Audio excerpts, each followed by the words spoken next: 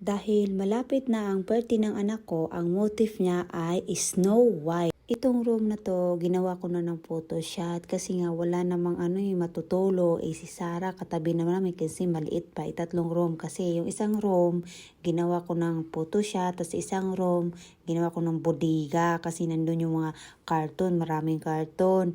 Ayan na nga, yung sa gilid niyan, yun yung Barbie. Ito naman yung Snow White. Yung anak ko nasa gilid, pinaupo ko para hindi niya ako guluhin. Kukunin ko na sa kabilang room yung Snow White dress niya kasi papasuot ko na. Pagkatapos ng pag-aayos ng buhok, pinakain ko pa ng chocolate niyan para hindi iiyak. O, diba? Ito naman, ididikit ko na yun sa kamay niya para maganda yung kuha. O, diba? Ganda po ng kamay. Igil, buyag. Ito naman, behind the scenes, pinakuha ko sa asawa ko. Alam nyo guys, natutuwa talaga ako pag nagpipicture at nagbibideo ako. Sulitin ang panahon kasi pag malaki na siya, hindi natin alam, baka ayaw na niya. Alam nyo na yung panahon ngayon, maarte na. Tsaka pag naka-work na, bihira na lang magagawa, diba?